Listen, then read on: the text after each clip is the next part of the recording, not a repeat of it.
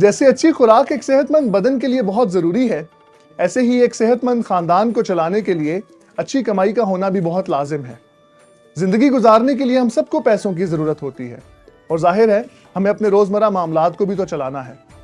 लेकिन वो क्या तरीके हैं जिनको अपनाकर हम अपनी रोज़मर्रा के मामलात को चलाते के साथ बचत भी कर सकते हैं? ये सब जानने के लिए मैं ज़ीशान रियाज़ आपको अपने शो खर्च और इखराजात में खुशामदीद कहता हूँ।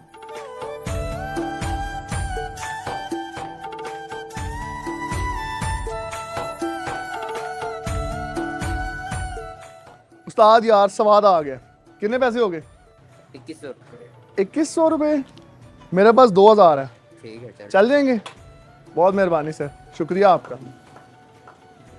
पैसों की कमी से हम तरह तरह की परेशानियों में घिर जाते हैं और फिर उम्मीद छोड़ देते हैं या गलत फैसले कर लेते हैं। इस शो में हम कुछ ऐसे तरीके सीखेंगे जिससे हम अपने रुपए पैसे को बचत और उसे एक बेहतर तौर पर इस्तेमाल करने के बारे में सीख सकेंगे। आज हमारे पास दिलदार की कहानी है। दिलदार जो एक दिहाड़ीदार मजदूर है और भट्टे पर काम करता है। उसके रोज़मर्रा के अखराजात के चलते आने वाला कोई भी नया खर्च उसे बेहद परेशानी में मुब्तला कर देता है। चलिए बढ़ते हैं दिलदार की कहानी की तरफ।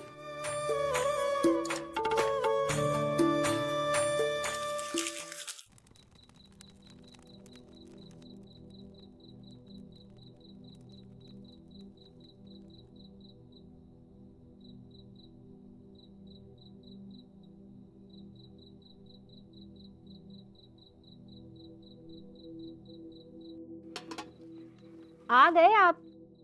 पता है अम्मी की तबीयत बहुत खराब है। सुबह से हम आपका इंतजार कर रहे हैं। क्या हो गया अम्मी को?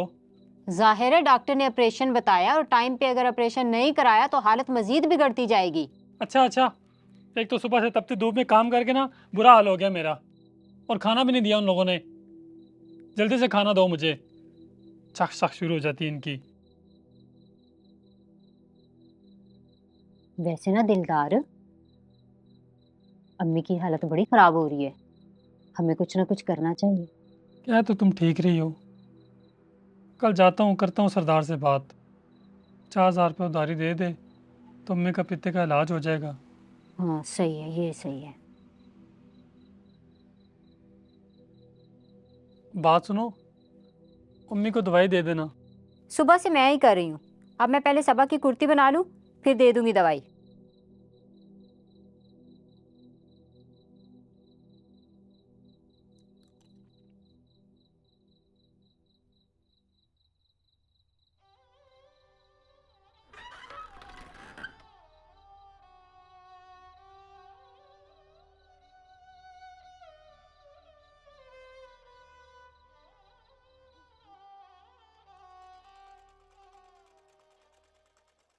अब्बू, आप बहुत परेशान लग रहे हैं। आपने खाना भी ठीक से नहीं खाया। आप क्या सोच रहे हैं? बेटा, मैं सोच रहा हूँ कि और कर्जा उधार ले लूँ। हमारे दादू का ऑपरेशन भी हो जाएगा और घर के मसले भी हल हो जाएंगे। अब्बू, और कर्जा? अभी पहले वाला तो अता नहीं हो रहा। और कर्जा? मुझे पता है कि दादू का ऑपरेशन कराना बहुत ज़रूरी है, लेकिन मज़ीद कर्जा ठीक नहीं। बेटा, फिर क्या करें? अब्बू, हम बैंक से कर्जा निकलवाते हैं। वहाँ हमें सूद की रकम भी कम से कम अदा करनी पड़ेगी। बेटा, बैंक वाले तो उनको लोन देते हैं जिनकी नौकरियां होती हैं, जिनको तनख्वाहें मिलती हैं। मैं तो मज़दूर हूँ, कभी दिहाड़ लगती है कभी नहीं लगती। इसीलिए सोच रहा हूँ मालिक से और कर्जा ले लूँ, घर के हालात भी ठीक हो जाएंगे। तेरी बहन भी तो लोगों के घर में काम करती है, नहीं देखा जाता मुझसे। अब्बू, मालिक से कर्जा? फिर से? अब्बू, पहले इतना ज़्यादा कर्जा है, हम कैसे अता करेंगे? और आपको पता है कि फिर हमें पूरी उम्र उसकी गुलामी करनी पड़ेगी। बेटा, इसीलिए तो कह रहा हूँ कि कर्जा लेके दादू का ऑपरेशन भी हो जाएगा, और तेरी बहन भी तो लोगों के घर में काम करती है, वो भी तो टेंशन खाई जा रही है मुझे। एक दफ़ा कर्जा ले लूँगा, ये सारे मसले हल हो जाएंगे, मैं सुकून हो जाएगा घर में। खुदा बेहतर करेंगे, आप टेंशन न लें अब्बू। हाँ ले ही लो कर्जा। कम से कम जिंदगी में सुकून तो हो जाएगा ना। पहले भी तो इतना कर्जा लिया हुआ है। और ये सबा की कुर्ती भी सिलाई हो गई है, मैं कल उसको दे आऊंगी। काम करती रहती है बेचारी हर वक्त, पहनने के लिए ढंग की कोई चीज ही नहीं है उसके पास।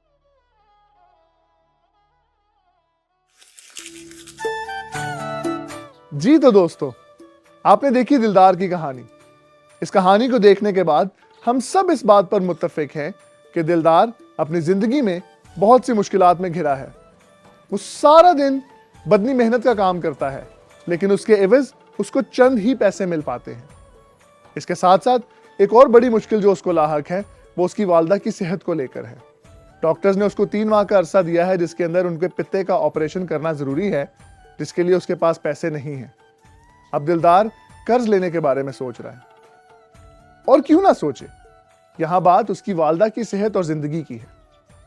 अब दिलदार को कर्जा लेना चाहिए या कुछ और बंदोबस्त करना चाहिए?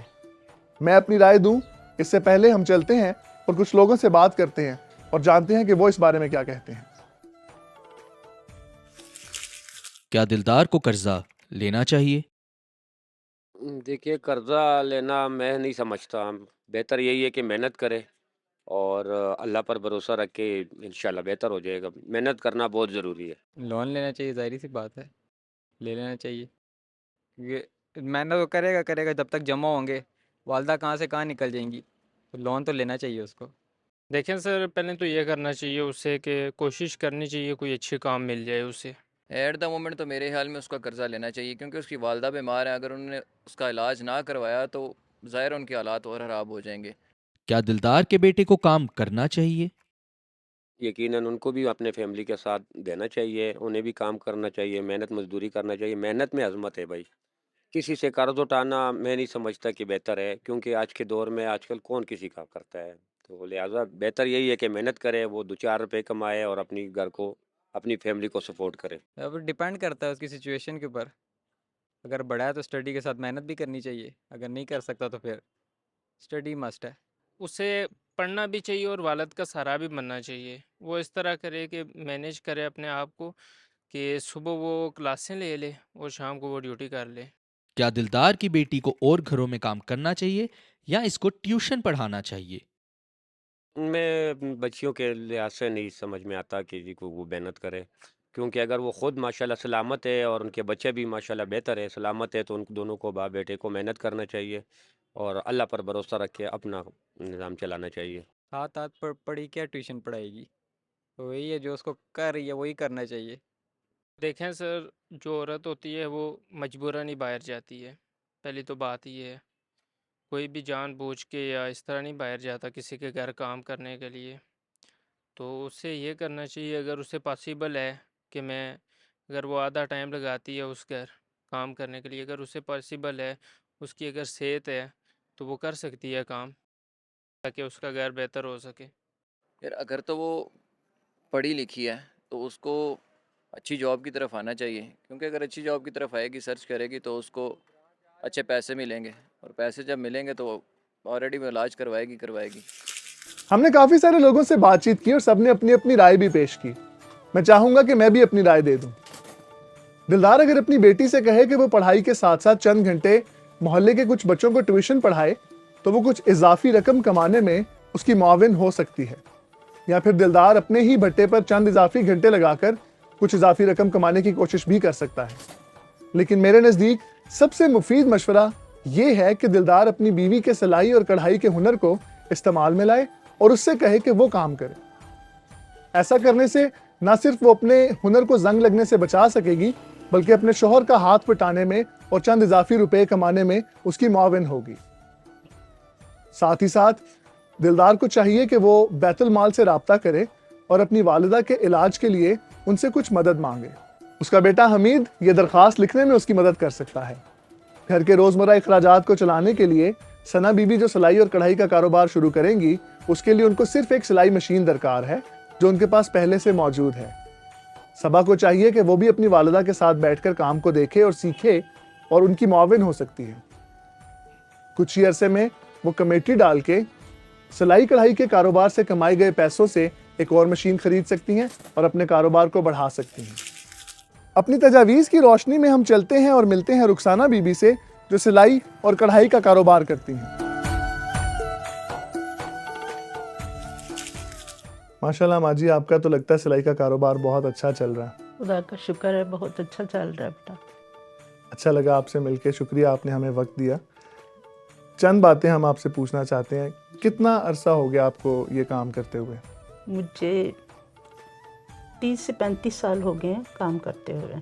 माशाल्लाह 30 से 35 साल से हाँ आप कर जी। रही हैं। तो इस काम से आपको बचत हो जाती है? कितने पैसे बचा पाती हैं आप महीने के? बस महीने के खर्चा निकाल के 15 से 20 हज़ार हो जाते हैं। 15 से 20 हज़ार की आपको बचत हो हाँ जाती जी, है। होती है। और खर्चे किस तरह के इस पे आते हैं और क्या खर्चे अखराजात होते हैं आपके? ये धागा है, बुकरम वगैरह, ये सारी चीज़ें लानी पड़ती हैं और उन पे खर्चा आ जाता है 2000 तक। इस पे मतलब टोटल अगर हम लगाएं इसका अंदाज़ा, तो कितना खर्चा हो जाता होगा आपका? मतलब नलकियों का अलग से होता है, वो अगर मैं लूँ तो 15 की आ जाती हैं, बुकरम 2000 का आ जाता है। तो सुइयाँ वगैरह तो इतनी नहीं खैर होती। ठीक ठीक। जी। तो एक सूट की सिलाई माँ जी, अगर आप बुरा ना मनाएं, तो आप कितनी सिलाई लेती हैं एक सूट की? सिंपल सूट की तो मैं 800 तक लेती हूँ और जो फैंसी होता है उसके 1500 लेते हैं। अच्छा, इसमें फ़र्क होता है? हाँ जी। जो फैंसी है वो उसके उसके आप नीचे लाइनिंग लगती है, मतलब पाइपिंग वगैरह होती है, तो उसके ज़रा ज़्यादा होते हैं। तो सादे सूट के 800 लेते हैं। ठीक ठीक। तो आप खुश हैं अपने काम से, मतलब तसल्ली बख्श हैं? शुक्र है खुदा का, बहुत अच्छा चल रहा है, तो खुश हैं। चलें, शुक्रिया माँ जी, आपने अपने कीमती वक्त में से हमें वक्त दिया। हमें पता चला है कि एक फैंसी जोड़े की सिलाई तकरीबन 1500 रुपये है, जबकि सादा जोड़ा 700 से 800 रुपये में बाआसानी सिलाई हो जाता है। इन सब को तैयार करने के लिए सिर्फ सुई, धागा और बुकरम की ज़रूरत होती है।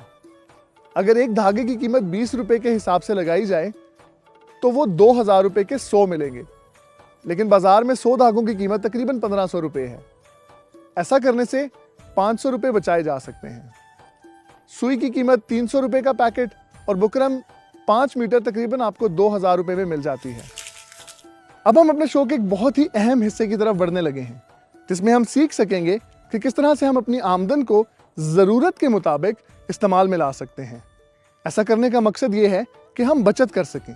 सबसे पहले हम अपनी आमदन को बचत, इखराजात और असासों में तकसीम करेंगे। अब अपनी आमदनी पर गौर करें और अंदाज़ा लगा लें कि आप एक माह में कितने पैसे कमा लेते हैं, और अगर आपके घर में एक से ज़्यादा कमाने वाले हैं तो उनकी आमदन को भी इसमें शामिल कर लें। फिर अपने अखराजात की तरफ देखिए और इन दोनों में फ़र्क करके आप ये अंदाज़ा लगा सकेंगे कि आप माहाना कुछ बचत कर पाते हैं या नहीं। फिर इस बात पर गौर करें कि कुछ इजाफी रकम कमाने के लिए आप क्या इकदामात कर सकते हैं। अगर आपके पास कुछ असासे हैं जैसे कि फ़ोन, कंप्यूटर, मोटरसाइकिल, तो आप कैसे उनको इस्तेमाल में लाकर कुछ इजाफी रकम कमाने की कोशिश कर सकते हैं। ऐसा करने से आप अपने अखराजात और अपनी आमदन पर सही तरह से गौर कर पाएंगे। और ये सब करने के बाद अगर आपको ये पता चले कि आपके अखराजात आपकी आमदन से ज़्यादा हैं, तो फिर अपने अखराजात पर गौर करें, अपने बजट को कंट्रोल करें और बचत करें।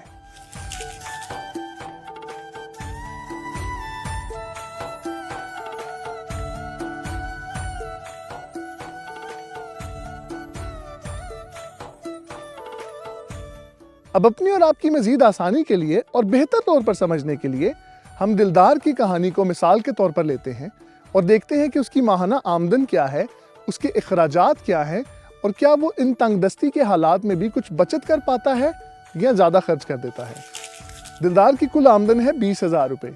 उसके घर का किराया 5,500 रुपये, उसके बच्चे के स्कूल की फ़ी 3,000 रुपये, बिजली का बिल तकरीबन 3,500 रुपये, उसका खाने पीने का खर्चा जिसमें फल, सब्जियां, गोश्त, दालें मिला के तकरीबन 6,000 रुपये, LPG का खर्चा 2,000 रुपये और बीमारी की सूरत में दवाई और डॉक्टर का खर्च तकरीबन 4,000 रुपये। कुल मिला के दिलदार की माहाना आमदन सिर्फ 20,000 रुपये है, जबकि उसका माहाना खर्च तकरीबन 24,000 रुपये। अब उसको हर माह 4 से 5,000 रुपये अपने दोस्तों या रिश्तेदारों से कर्ज के तौर पर लेने पड़ते हैं। और इन सारे हालात को मद्देनज़र रखते हुए अब गुलाम को अपनी वालिदा के इलाज के लिए 50,000 रुपये भी जमा करने हैं। ऐसा करने के लिए वो कर्ज की तरफ जा तो सकता है, लेकिन उस कर्ज की रकम को चुकाने के लिए उसको काफ़ी वक्त भी लगेगा और उसको चुकाना मुश्किल भी होगा, जो बज़ाहिर कुछ वक्त के लिए तो उसका मसला हल कर देगा, लेकिन आगे चल के वो कर्ज की रकम उतारते उतारते शायद सिर्फ सूद उतारता रहेगा। अब अगर हम दिलदार की कर्ज लेने वाली बात पर गौर करें तो बज़ाहिर वक्ती तौर पर तो उसका मसला हल हो जाएगा, लेकिन आगे चल के उसको सूद की रकम अदा करते करते काफ़ी वक्त लग जाएगा। दिलदार की मदद के लिए हम बैतुल माल के फॉर्म की तरफ देखते हैं और जानते हैं कि किस तरह से दिलदार और उसका बेटा इस फॉर्म को फिल कर सकेंगे ताकि उससे हासिल होने वाली रकम से वो अपनी वालदा का इलाज करवा सकें।